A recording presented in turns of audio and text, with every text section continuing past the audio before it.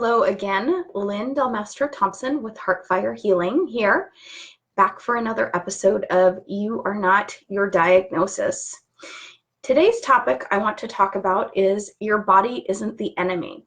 So I want to start by sharing a little bit of my own experience of when I was really sick, how I felt about my body, and you may recognize yourself in kind of this story in this description.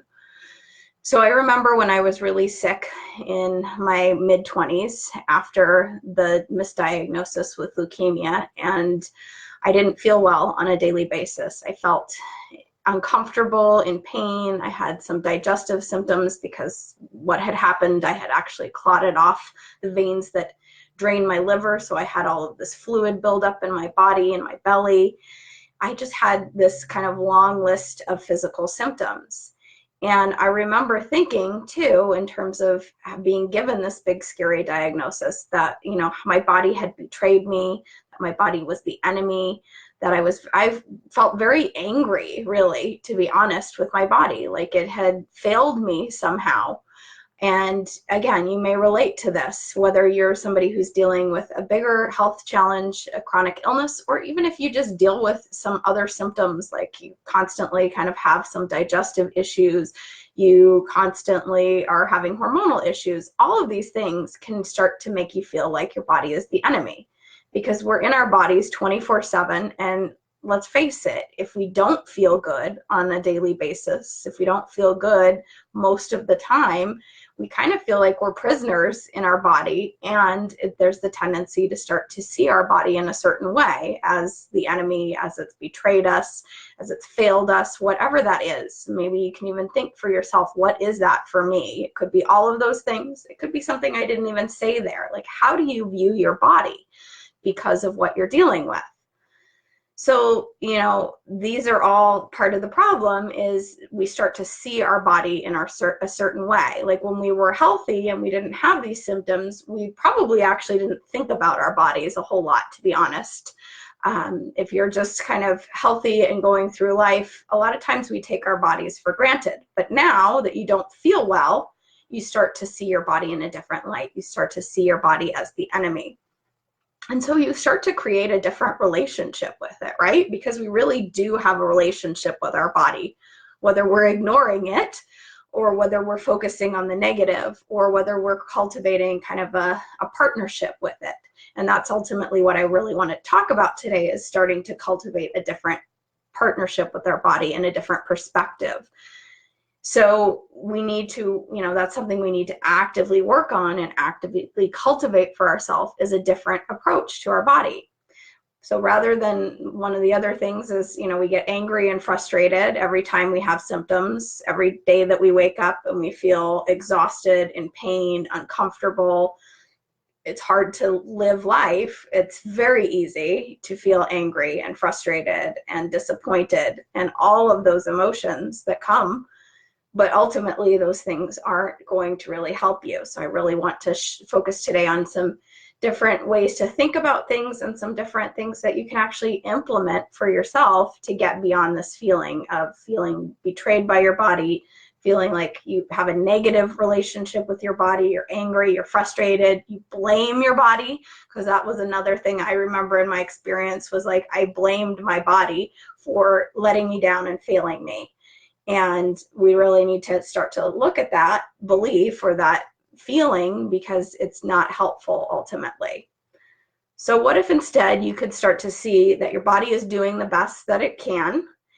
You could start to create a new relationship with your body, like it's your friend or, somebody that's important in your life. How would you treat that person? Like, are you going to treat them like you're treating your body?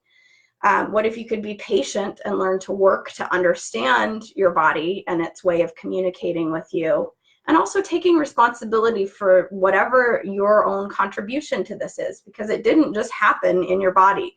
All of the factors in your life, whether you were burning the candle at both ends before this happened, whether you weren't very mindful of different factors that contribute to your health, eating lots of processed foods, having lots of toxin exposure in your life. That's not to blame you. It's just to look at what is contributing, what is your active part in this process that brought you to this place where now you're not well. So the first thing is I want to talk about kind of the mindset that we need to have to shift out of this feeling that our body is the enemy. And the first part of that mindset really is understanding, and I say this time and time again, it's probably one of the core things I tell everyone, your body doesn't have words to talk to you. It doesn't have the ability to come along and say, excuse me, you know, the foods that you are eating, you're not moving your body, you're exhausting me, like all of the factors that contributed to your health issues in the first place. It doesn't have the words to say to you that these are an issue. It only has the language of symptoms and sensations and things to get our attention.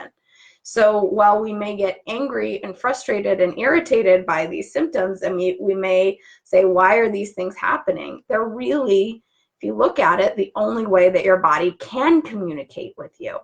So what if you could instead learn how to understand what the body is saying through the language that it uses? Wouldn't that be helpful? And that's one of the things that I really teach people in the work that I do. And I'm going to be teaching that as well in an upcoming workshop I have at the beginning of September, because it's just that powerful and that important. So I will share a little bit more information about that at the end. So when we're thinking then again about this idea of having a relationship with our body, like we have a relationship with important people in our lives, one of the pieces that you can start to implement then is, you know, how would I talk to a friend or a partner or a loved one who I feel like I'm having a conflict with, a struggle with? You know, yes, you might, your approach in life might be to come at them guns blazing and get angry and point fingers, but probably you've had enough life experience to realize that that doesn't really work. So if you're thinking about then your relationship with your body the same way that you're thinking of a relationship with someone that you care about, how would you talk to that person if you actually want to have a productive conversation? Would you be patient? Would you be understanding? Would you be curious? Like, what qualities would you bring to a conversation with somebody that you care about?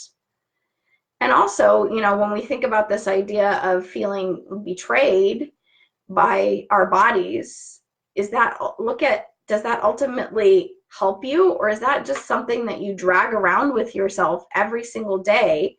That's a burden, that's a weight. You know, it's a lot to constantly feel like we're betrayed, and ultimately it kind of puts us in that victim mentality again that I've been talking a lot about. You know, if you constantly feel like a person in your life has betrayed you, you know, then you often go into that righteous indignation. You feel like you're a victim and you're entitled to, you know, be upset, which you may be, but does that really serve you?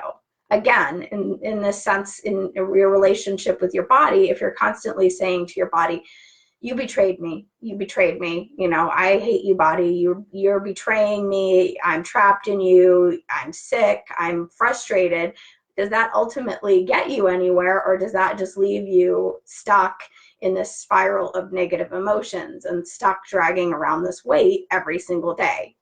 My guess it would be probably the latter, right? So, you know, we can shift also our mindset when we think about these emotions of anger, frustration, all of the things that come up when we have the symptoms and we feel the sense of betrayal. Look at what's behind them.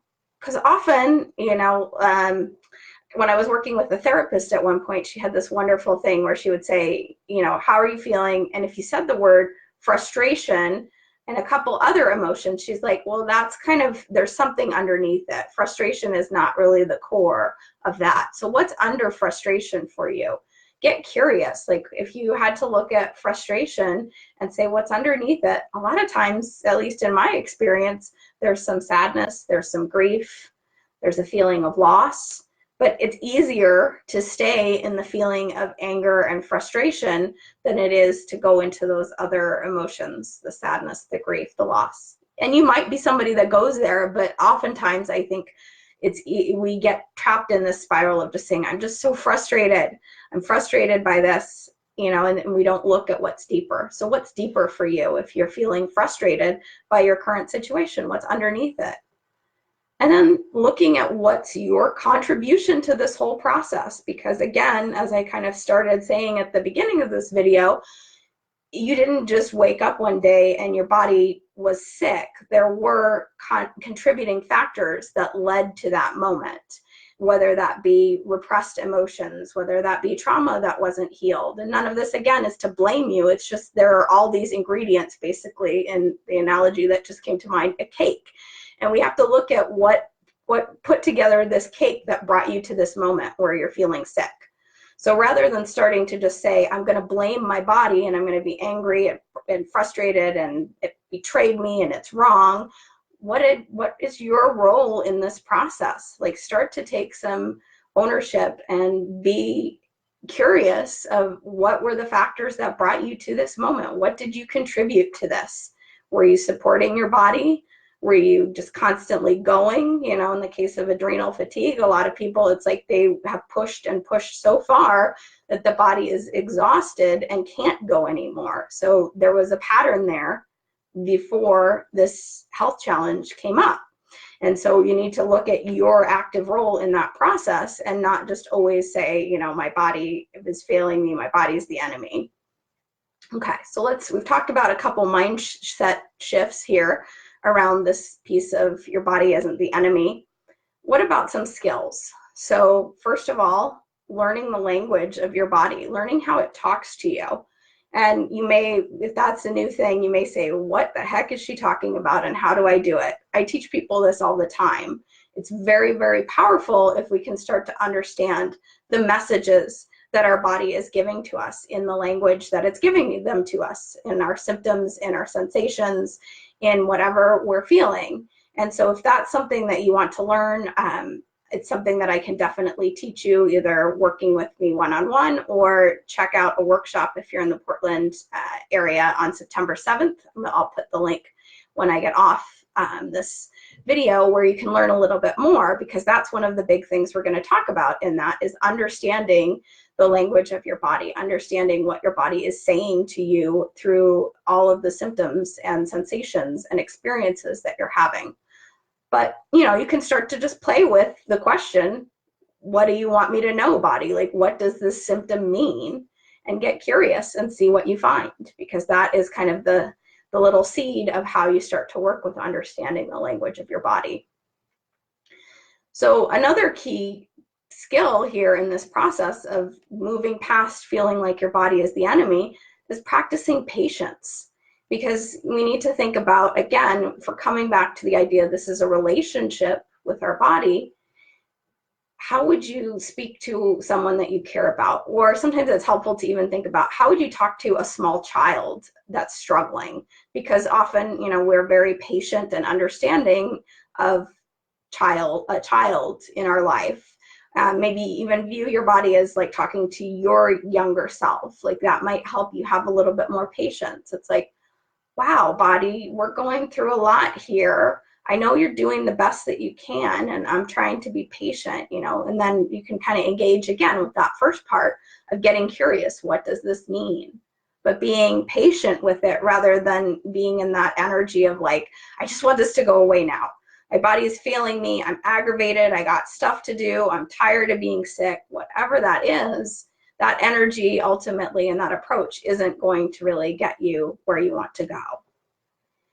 And then lastly, getting curious about what you can do to support your body. And this can, again, come through that first part of the conversation. Learning what the symptoms means you can start to get curious about, well, what would I need? What would my body need in order to shift out of that pattern? What can I do to better support my body? And some of that you can research, right? The different resources and approaches that are out there to help your body. But some of it you can just kind of intuitively start to get curious and ask your body, what does it need? And then I think I skipped one thing in my outline that I also wanted to mention in terms of this kind of skill set that we need to have to move out of body isn't the enemy. We need to practice forgiveness for our body as well. We need to, again, treat it like we would a friend, a loved one.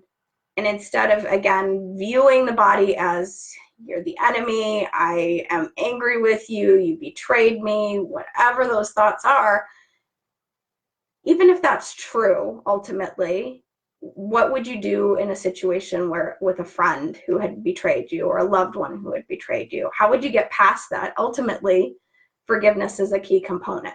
So even if you're still stuck in that state of feeling to some degree like your body betrayed you and failed you, perhaps that's the place to begin, is just beginning with a little bit of forgiveness for your body, like forgiving it if it did fail you, forgiving it for, you know, keeping you stuck where you are, keeping you feeling how you feel. And then from there, you can start to move out of that, to have conversation with your body, to get curious with your body, to, you know, have a new relationship with your body ultimately, because that's really the core message of this talk today, is about your body isn't the enemy, but it's easy to see it that way. And if you don't want to see the body as the enemy anymore, well, then we have to start to cultivate a new relationship with it.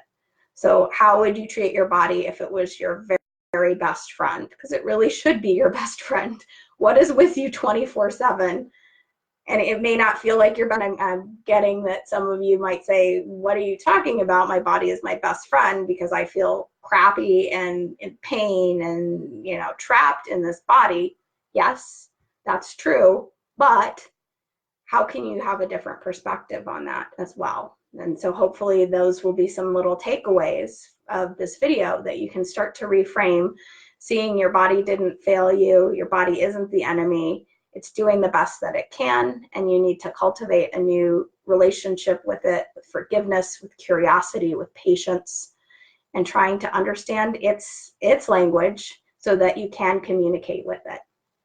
So again, if this topic is really something that you want to dive deeper into and develop some skill set around, if you're in the Portland area, I invite you to a workshop that I'm offering on Saturday, September 7th, called Tapping into Your Body's Wisdom, where we're going to really dive into this, and I'm going to teach a lot of tools and skills to help you through this process. So, you know, this video is a jumping off place, but we're going to spend a number of hours together working through some tools and skills that you'll walk home with to keep using for the rest of your life and develop a new relationship with your body. And again, the workshop isn't just for people who are dealing with chronic illness. It's for anybody that has a body that sometimes feels like you have symptoms and you don't understand what's going on and you get frustrated by your body. So I'll provide a little bit of a link so you can check out that workshop if it's something that you have interest in and would like to know more about. All right, so I'm going to sign off for today, and thank you for taking the time to watch either live or the replay, and I will see you all here soon for another episode. All right, take care. Have a wonderful day.